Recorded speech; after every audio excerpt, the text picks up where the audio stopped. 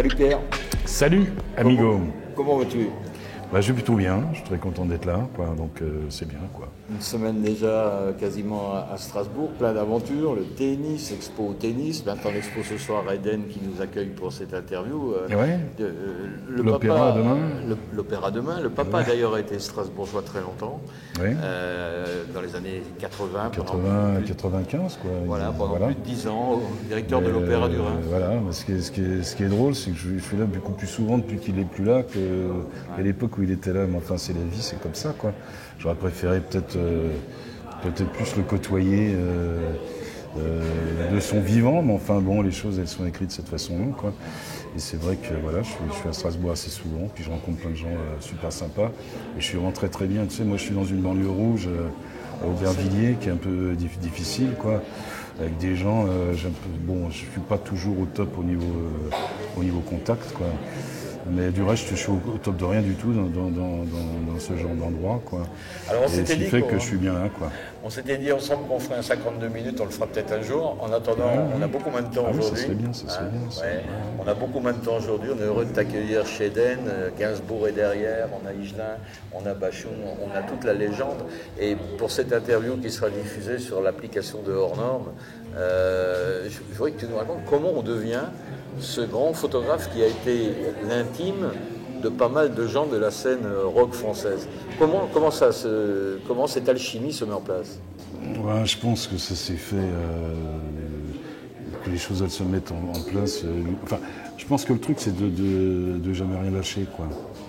Je pense que c'est vraiment une notion de métier, c'est-à-dire je me suis vraiment senti photographe. Et donc j'ai embrayé les choses, enfin je les ai embrayées les unes derrière les autres, en évitant d'être trop spécialisé, quoi. Et ce qui fait que sur la longueur, j'ai pas arrêté de bosser, je suis passé d'un truc à l'autre sans me poser trop de questions. J'ai été, je pense, fidèle à un certain type d'image, quoi, j'ai passé les choses les unes derrière les autres, que ce soit les mouvements. Je suis passé du post-punk au boys band. Enfin, je veux dire, je suis passé de choses qui avaient un certain raison d'être, mais pas obligatoirement quelque chose de très raccordé, quoi. Et je pense que c'est ça. C'est ça le plus important, hein. Je crois que c'est rester fidèle à son boulot, quoi. Pierre, comment par exemple que tu as 35 ans à peu près quand tu fais la connaissance de Vanessa Paradis, Joe le Taxi, c'est pas ta cam, ça manifestement. Tu me disais l'autre fois qu'elle sortait des magazines de jeunes où on déroulait un fond rose on faisait la photo de la minette. Comment on arrive à nouer une relation tout à fait spécifique avec une jeune fille, elle a 16 ans à l'époque, au point de l'emmener faire des photos dans des endroits alors complètement glauques et invraisemblables? Je pense que quelque part je devais chercher un modèle, quoi. Ça devait être mon côté beaux-arts.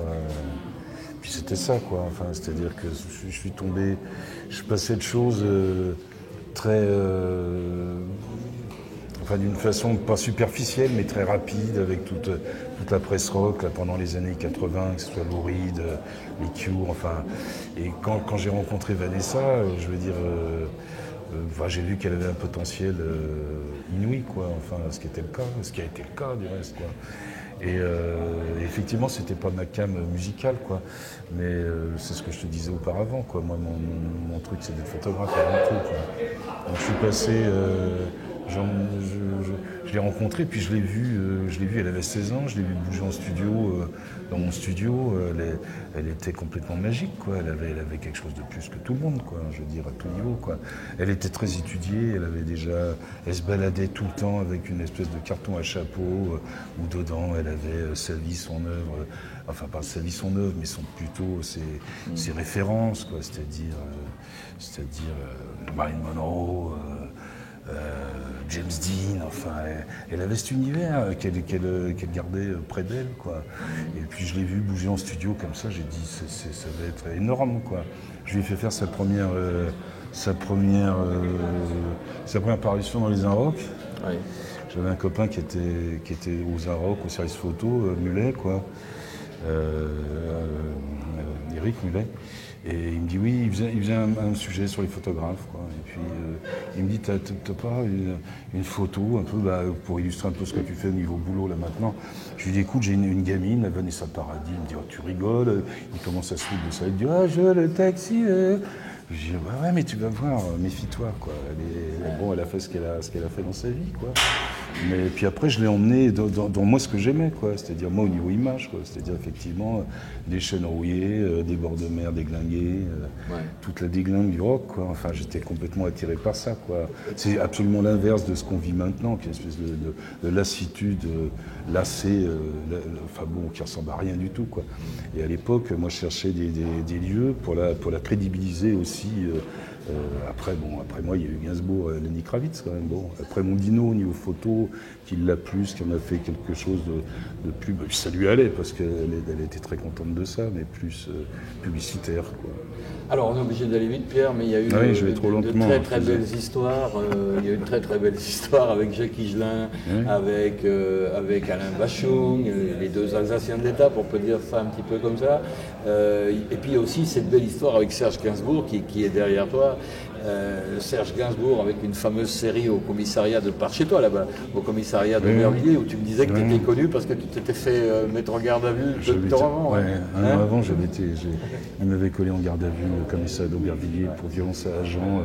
Parce que je venais un peu des années 68, 70, j'étais quelqu'un un peu anard et un peu nerveux, quoi. Donc j'avais eu une petite équiltration comme ça avec les petite violence à agent. Ouais, un petit coup de gueule, quoi. Bon, donc il m'avait collé en garde à vue. Je n'étais pas resté très longtemps parce que je n'étais pas resté longtemps, mais je suis revenu donc un an après avec Serge. Puis on a monté cette photo au commissariat d'Aubervilliers où il insistait beaucoup pour que j'ai la Marianne dans le cadre. Catherine Deneuve. Voilà, Catherine Deneuve à l'époque. Les menottes, enfin. Oui, les menottes. Donc j'ai monté cette photo et j'ai mis l'appareil photo sur un pied pour qu'il voit le cas. Une relation tout à fait la lumière. Bah oui, parce que c'était de la création. À Gainsbourg, c'était de la création. Moi, je peux pas faire des photos comme ça de n'importe qui dans un coin. C'est de pire en pire pour moi. Hein. C'est de pire en pire. Justement, parlons-en un dernier mot, ce sera la dernière question de cette interview. Le monde d'aujourd'hui, Pierre, ne serait-ce que par rapport à l'image, par rapport à la photo, ton métier de base, mais peut-être aussi par rapport au showbiz, hein, puisque la scène et toi, c'est vraiment une relation très intime.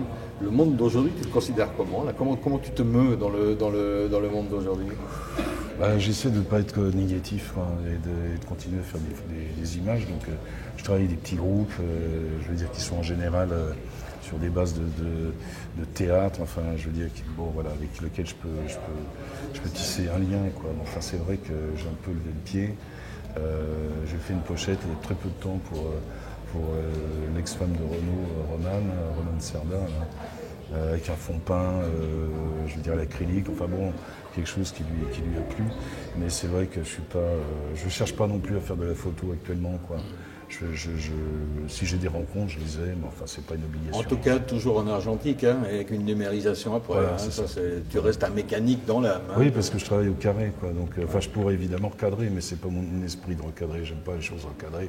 J'aime bien les choses carrées de pensée, de base. Donc, je travaille à la Solblad et je numérise après. En tout cas, une belle expo ici grâce à Solveig Dromson et maintenant avec Patrick Adler. Une belle histoire, ça nous fait tellement plaisir. Un lieu très rock'n'roll. Ouais, ça nous fait tellement plaisir que tu sois là, Pierre, et on te donne rendez-vous pour la sortie d'un homme dans une dizaine de jours. Merci ça beaucoup. Va être rock'n'roll aussi. J'attends ça avec impatience. Salut Pierrot. Salut.